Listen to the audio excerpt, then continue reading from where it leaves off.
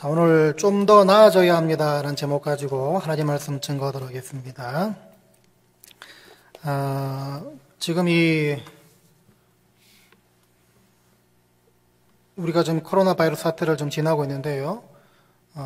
지금 이 상황이 언제 끝날지는 아무도 모릅니다. 아무도 모르지만, 이 사태가 진정된 이후에 과연 예전에 살았던 그 일상으로 돌아갈 수 있을까? 그런 질문들을 우리가 종종 하게 됩니다. 저는 잘 모르겠지만 아무래도 예전과 똑같은 일상으로 돌아가기는 어렵지 않을까라는 생각을 하게 됩니다. 우리 어떤 일상생활도 마찬가지겠지만은 또 교계에 계신 목사님들 얘기를 들여다보면은 목회조차도 어떤 변화가 있지 않겠나라는 그런 예상을 많이들 하십니다. 예를 들어서 사람 대 사람 얼굴 대 얼굴 이렇게 대면하는 어떤 그런 사역들, 혹은 이 좁은 공간에 함께 모여서 가지는 그런 오프라인 모임들, 이런 것들의 어떤 제약들이 앞으로 많이 있지 않을까, 어떤 그런 예상들을 하게 됩니다. 심지어는 이 자녀들을 교회에 보내는 것을 꺼리는 그런 학부모님들도 생기지 않을까, 또 그런 예상들도 하게 됩니다.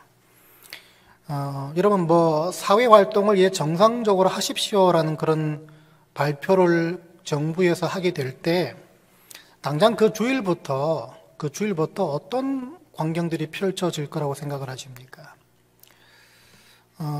모르긴 몰라도 사회적 거리를 두고 마스크를 쓴 채 예배를 드리는 모습들이 분명히 보일 것이고, 또 예전엔 전혀 그렇지 않았지만 이제는 누가 기침이라도 한번 하게 되면 또 따가운 눈총을 받는 또 그런 현상도 벌어지지 않을까 생각을 하게 됩니다.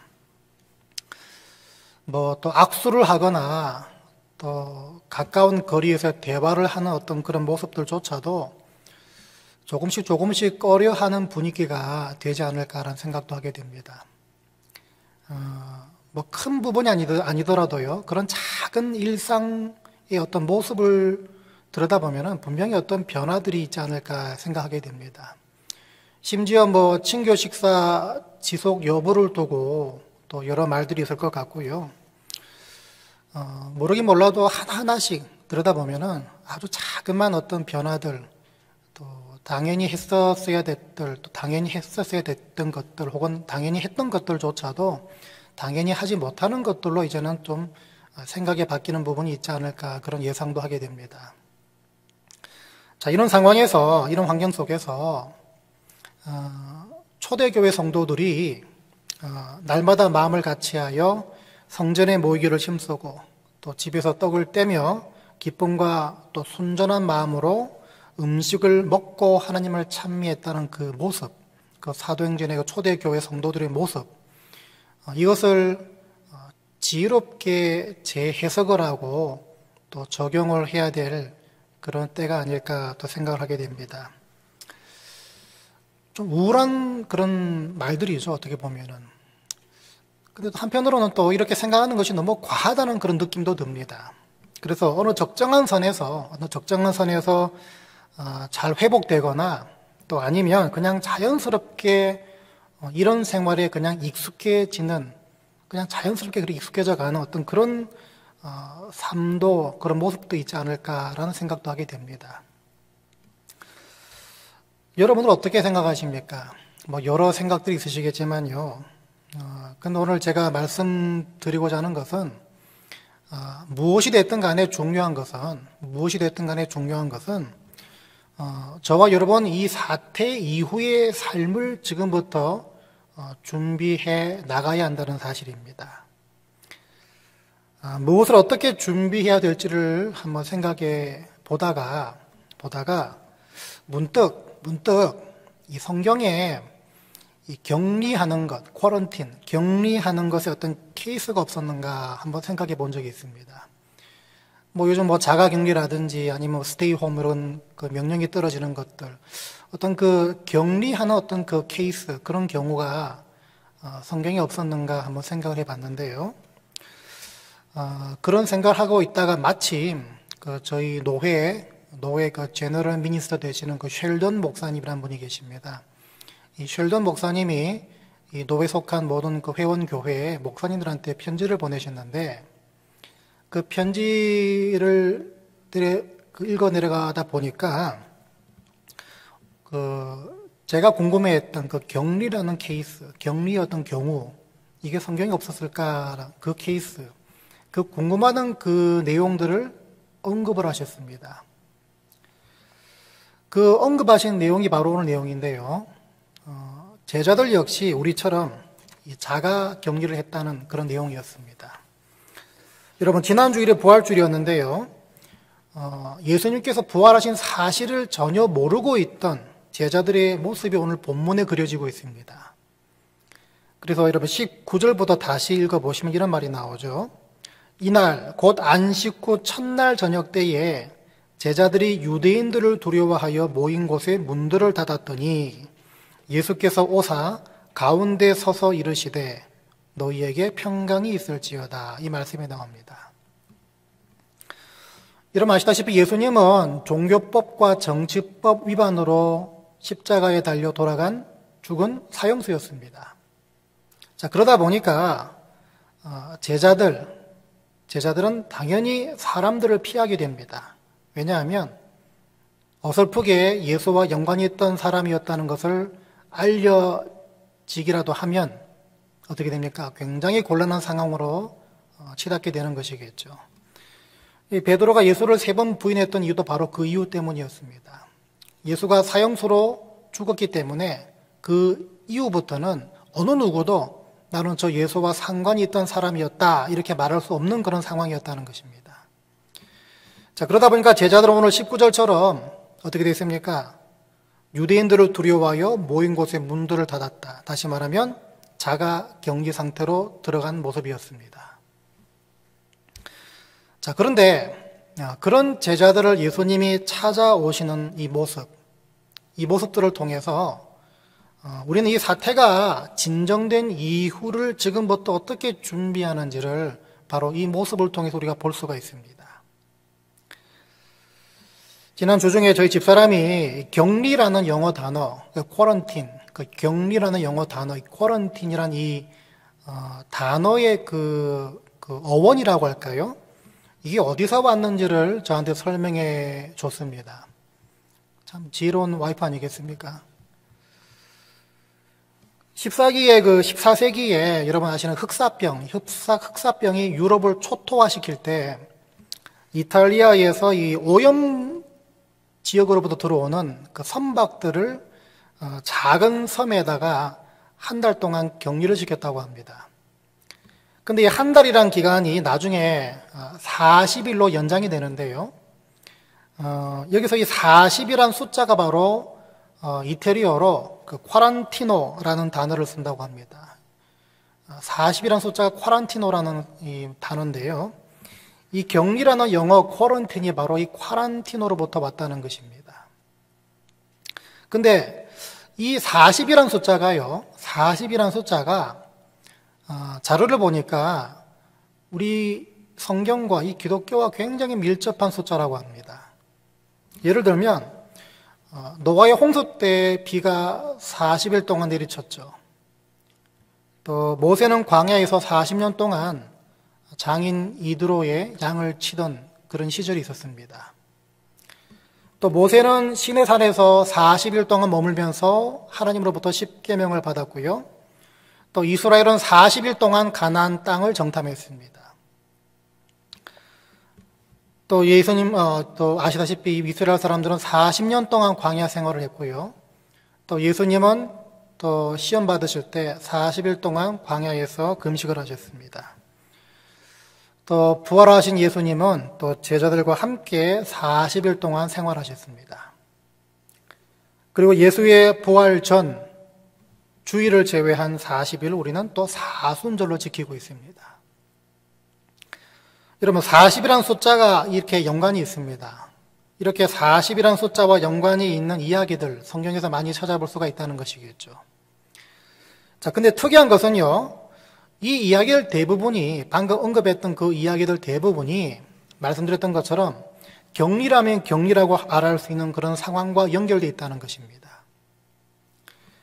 그래서 여러분 다시 보십시오. 노아는 방주에 격리됐습니다. 노아 가족들도 마찬가지죠. 모세는 애굽에서 살인자라는 그 신분으로서 도망을 쳐 나와서 장인 이드로의 집에서 40년간 양을 쳤습니다. 격리라고 말하면 격리라고 말할 수 있습니다. 신의 사례도 여러분 이스라엘로부터 따로 격리가 됐었고요. 또 이스라엘은 광야에서 격리가 됐습니다.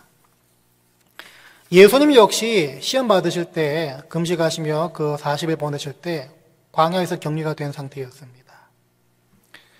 여러분 40이라는 숫자와는 관계는 없지만 구약의 요셉은 억울한 누명을 쓰고 감옥에 갇힙니다. 또 다른 의미의 격리겠죠. 야곱은 형 에서로부터 도망을 갔고요. 처갓집에서 마치 종처럼 뼈가 빠지게 종살이 같은 삶을 살게 됩니다. 형 에서로부터 격리된 모습이란 것이겠죠. 옥에 갇혔던 사도 바울은 말할 것도 없습니다. 성경을 통해서 우리는 자의가 됐든 타의가 됐든 간에 혹은 어떤 목적을 두고 단기간이 됐든 장시간이 됐든 간에 분리되는 것, 격리되는 것, 다시 말해서 이 쿼런틴을 경험한 여러 인물들을 만나보게 됩니다. 오늘 본문의 제자들도 같은 케이스였습니다. 그 중에 한 무리들이었죠. 자, 이런 두려움을 가지고 자가 격리에 들어가 있던 제자들을 부활하신 예수님이 오늘 찾아오십니다. 그리고 제일 먼저 하신 말씀이 무엇이었습니까? 너희에게 평강이 있을지어다. 샬롬이라고 말씀하십니다. 여러분, 부활의 예수님이 제자들을 찾아오셔서 특별히 두려움에 떨어 또 격리하고 있던 이 제자들을 찾아오셔서 첫 번째 전한 메시지가 너희에게 평강이 있을지어다. 샬롬. 이게 무엇을 의미하겠습니까? 샬롬은 여러분 잘 아시다시피 그 당시에 실제로 제일 흔하게 쓰였던 인사말이었습니다. 어느 유대인들이나 만나볼 때마다 샬롬 샬롬 그랬다는 것입니다. 그런데 부활 후에 제자들에게 직접 찾아오셔서 하신 그 샬롬은요, 그 의미와 그 결이 보통의 인사말과는 달랐습니다. 오늘 예수님께서 19절과 21절에 총 2번 샬롬이라고 말씀하시는데요. 첫 번째 평강은 두려움에 떨던 제자들에게 예수님 부활의 그 확신을 주기 위한 위로와 확신의 평강의 의미로 해석을 합니다. 근데 두 번째 평강은요, 앞으로 환난과 핍박 가운데 복음을 담대하게 전할 제자들에게 용기를 주는 적극적인 평강의 의미로 해석을 합니다. 여러분, 그러니까 이 두 가지 다른 샬롬을 통해 알 수 있는 것은요, 무엇입니까? 이 두 가지를 묶어보면 이런 결론이 나옵니다. 예수님은 지금 제자들이 두려워 스스로 격리하고 있는 그 상태에만 머물기를 원치 않으셨다는 사실입니다. 제자들을 위로하고요, 두려워 떠는 제자들을 그냥 우쭈쭈 해주면서 위로하는 것이 아니라 이걸 뛰어넘어서 지금 이 상황으로 찾아오신 주님과 주님의 부활의 소식을 통해서 제자들이 달라지길 원하셨다는 것입니다. 다시 말하면 포스트 격리 이후의 삶을 준비시키셨다는 것입니다. 예수님이 그런 제자들의 모습을 가능케 해주시기 위해서, 다시 말해서 이 포스트 격리 상태, 격리 이후에 그 삶을 준비시켜 주시기 위해서 강조하시고 약속하신 게 오늘 본문에 나오는데요. 22절부터 보도록 하겠습니다. 이 말씀을 하시고 그들을 향하사 숨을 내쉬며 이르시되 성령을 받으라. 너희가 누구의 죄든지 사하면 사하여질 것이요 누구의 죄든지 그대로 두면 그대로 있으리라 하시니라. 이렇게 말씀하십니다. 이 두 절 말씀, 22절과 23절 말씀을 떼어서 한번 생각해 보면 좋을 것 같은데요. 먼저 22절을 보시면, 여기 조목에 보시면 예수님께서 말씀하신 또 행하신 숨을 내쉬며 성령을 받으라, 숨을 내쉬며 성령을 받으라, 이렇게 말씀하신 것, 이렇게 행하신 것, 여러분 어디서 많이 보신 것 같지 않습니까? 여러분 창세기 말씀 보시면 하나님이 사람을 흙으로 지으신 다음에 어떻게 하셨습니까? 똑같이 하셨죠. 생기를 불어넣으시고 우리 사람을 이 생명되게 하셨다는 그 말씀 기억나실 겁니다. 하나님이 사람을 흙으로 지으신 다음에 이 생기를 그 코에 불어넣으셔서 사람이 생명되게 하셨다. 그러니까 리빙 빙, 그러니까 살아있는 존재를 되게 하셨다. 그 말씀 기억나시지 않습니까? 똑같은 모습입니다. 하나님께서 우리에게, 사람에게 숨을 불어넣으셨다는 것은요, 이 창세기적 관점에서 볼 때는 이 무에서 유를 창조하신 것, 다시 말해서 새로운 존재로 만드신 것으로 해석을 할 수가 있습니다. 그리고 똑같이 사람의 코에 생기를 불어넣었다는 것, 숨을 불어넣으셨다는 것, 이것은 신약의 관점에서는 옛 것으로부터 새롭게 하시는 것, 그 새로운 피조물이나 어떤 그런 단어 기억나시죠? 아니면 회복시키시는 것, 아니면 다시 이렇게 세워주시는 것, 리바이벌, 아니면 깨끗해 주시는 것, 그 퓨리파이 그러지 않습니까? 클린하는 것, 깨끗해 주시는 이런 의미로 볼 수가 있습니다. 똑같이 생명을, 똑같이 성령을, 똑같이 생기를 불어넣으셨지만은 그 의미가 창세기적 관점과 또 신약의 관점이 좀 다를 수가 있지만은 특별히 오늘 신약에 건너와서 이 의미로 보시면은 우리를 새롭게 해주시는 것, 다시 이렇게 세워주시는 것, 회복시켜 주시는 것, 또 깨끗해 주시는 것, 이렇게 볼 수가 있다는 것입니다. 이 의미로 다음 절 23절을 보시면 그 의미가 더 정확해집니다. 23절 이 말씀을 해석할 때 의견이 참 분분합니다. 근데 그 가운데 이 23절의 해석을 좀 더 무게를 두는 쪽의 해석은 어떤 해석인가 하면요, 이 23절 말씀은 앞으로 이 제자들이 전하는 그 복음을 통해서 예수를 영접해서 죄 사함 받는 무리들과 그렇지 않은 무리들이 있을 것이란 사실을 말씀하시는 것이라고 해석을 합니다. 그러니까 이 말은요, 무슨 말인가 하면은 성령을 받아서 복음 전하는 자로 살 것이란 말씀이란 것입니다. 자, 그러니까 여러분 22절과 23절을 통해 알 수 있는 것은요, 예수님은 두려움에 떨며 자가 격리 상태에 있던 제자들이 성령을 받아서 앞으로 지금과는 완전히 다른 사람, 다시 말해서 복음을 담대하게 전하는 그 자리까지 나아갈 것이다. 그렇게 나아가길 원하신다는 말씀을 하고 계시다는 것입니다. 여러분, 똑같이 격리라는 그 상태에 처해 있는 우리에게 무엇을 시사하겠습니까?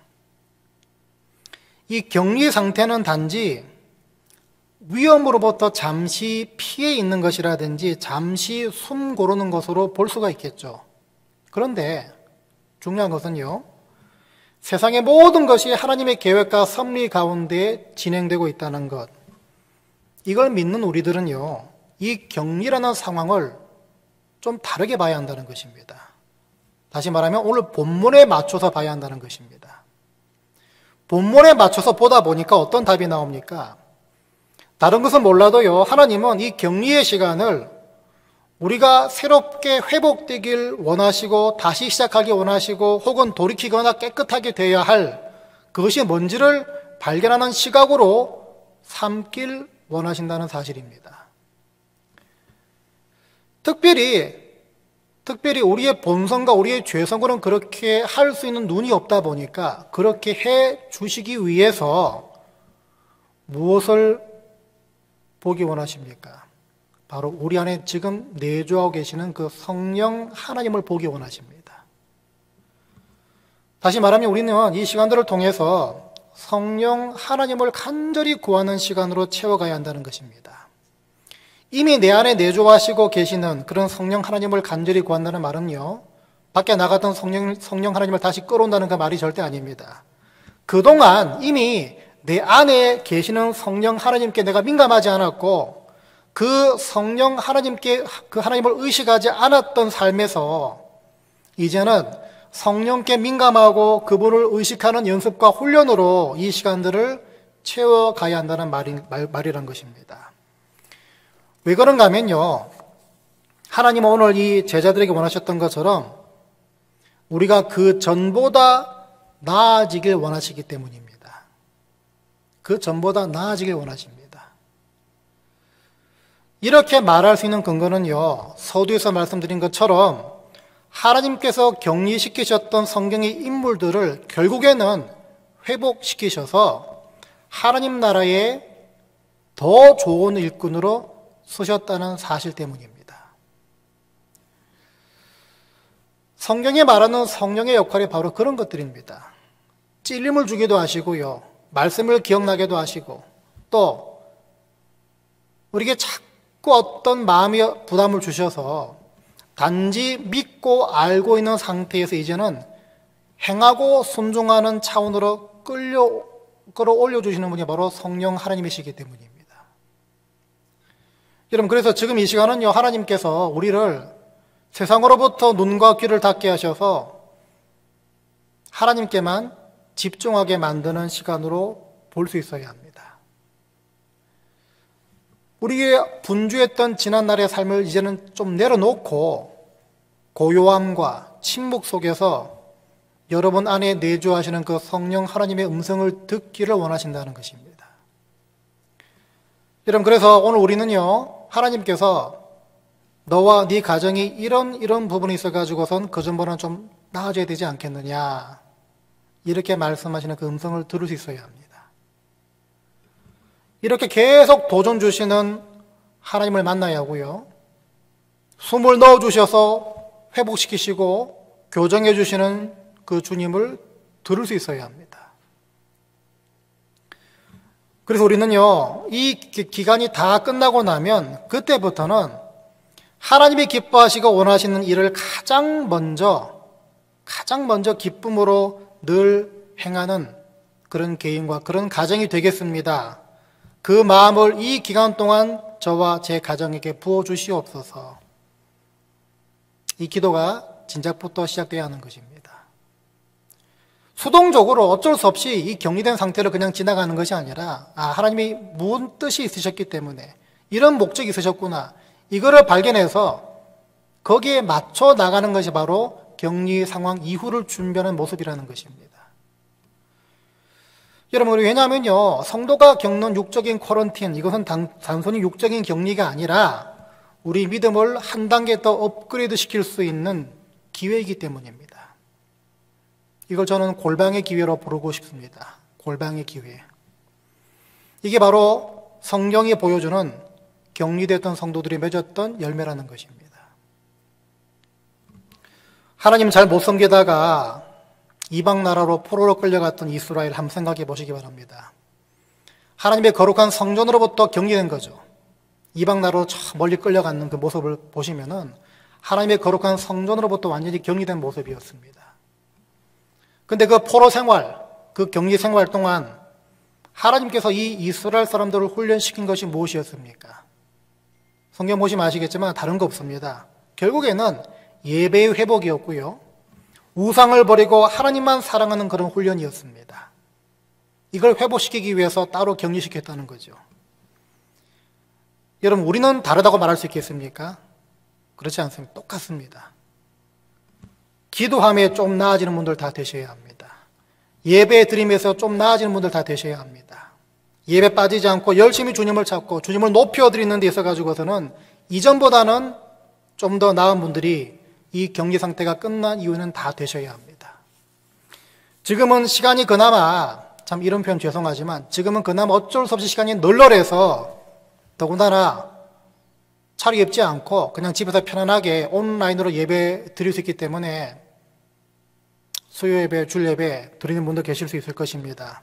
그런데 이 사태가 다 진정된 이후부터는요, 다시 분주한 일상으로 돌아가더라도 시간을 따로 구별해서 재단을 또 신실하게 쌓는 그 회복이 반드시 있으셔야 합니다. 나의 분주함과 내 가정과 내 자녀들의 분주함보다 주님을 높여드리는 것에 더 분주해지는 분들로 다시 회복되셔야 합니다. 누차 말씀드리지만요, 주일이라는 날은요, 주님이 주인 되신 날입니다. 우리가 썬데이 그러지 않고 롤즈 데이 그러지 않습니까? 주님의 날. 내게 아니라는 것입니다. 내 시간이 아니라는 것입니다. 이 주일은요, 하나님께 드리라고 따로 구별된 시간이라는 것입니다. 내 시간 절대 아닙니다. 여러분, 그래서 주님의 시간은 늘 따로 떼어놓는 분들 다 되셔야 합니다. 그게 바로 나로 하여금 기도하는 골방을 찾게 만들고, 그게 바로 주님을 높여드리는 예배당을 찾게 만들어줍니다. 이런 방향으로, 이런 인식으로 좀 더 나아지는 분들이 다 되시기 바랍니다. 그뿐만이 아닙니다. 여러분, 요즘 가족들 다 같이 있느라 좋게도 좋겠지만, 이제 좀 시간이 오래 지나다 보니까 슬슬 짜증나지 않습니까? 티격태격 싸우기도 하고, 그죠? 같이 안 있었으면 안 봐도 될 어떤 그런 부분을 보는 바람에 또 싸우기도 하고 티격태격 하지 않습니까? 그러면, 나보다 더 남을 낮게 여기는 훈련들로 채워가라고 하나님 주신 기회로 보셔야 합니다. 그래서 서로 불쌍히 여기고, 그동안 하지 못했던 다른 분들을 챙기고 다른 분들을 돌아보는 연습으로 또 이 시간들을 채워가셔야 할 줄 믿습니다. 이 모습이 여기서만 끝나는 것이 아니라 이 이후의 사태 속에서 여전히 다른 사람들을 섬기고 다른 사람들을 더 낮게 여기는 그것을 가능케 만들어주기 위해서 지금 이 시간 가운데 훈련받고 있다는 것입니다. 그것뿐이겠습니까? 여러분, 내 성질대로 살던 모습을 버리고 주님의 성품을 닮아가는 연습으로 채워가셔야 합니다. 이 모든 것들이 코로나 사태 이후를 준비하는 성도들의 모습인 것입니다. 한번 따라합시다. 주님, 그전보다 더 나아지겠습니다. 집에서 안 따라하신 분이 몇 분 보이는 것 같습니다. 주님, 그전보다 더 나아지겠습니다. 우리가 하나님 안에서 성령이 원하시는 것을 듣고 행하기 시작하면요, 의미 없는 시간 절대 없습니다. 그래서 우리는 서두에서 질문했던 예전의 일상으로 돌아갈 수 있느냐 없느냐, 우리는 그 질문을 할 입장이 아닙니다. 우리는 하나님 보시기에 여전히 옛날 같은 삶으로 돌아가느냐 아니면 좀 더 나아지느냐, 이 질문을 해야 할 줄 믿습니다. 하나님은 분명히 이 시간들 동안 여러분들이 갖추고 회복해야 할 것들을 보기를 원하십니다. 그리고 버리고 반복하지 말아야 될 것들을 또 보기 원하십니다. 그래서 세상으로 나아가서 이 사태가 다 진정된 이후에 세상으로 나아가서 혹은 가정으로, 직장으로, 학교로 부름받은 그 자리에서 영향력 있는 삶을 살기 원하시고 그걸 지금 준비하기를 원하시는 줄 믿습니다.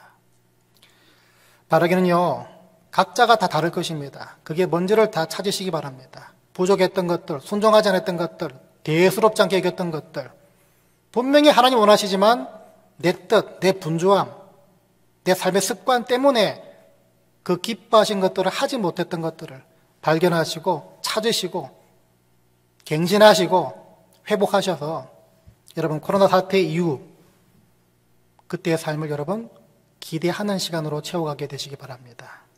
다 찾으셔서 준비와 회복이 있는 은혜의 쿼런틴 다 되시기를 주의 이름으로 간절히 축원드립니다.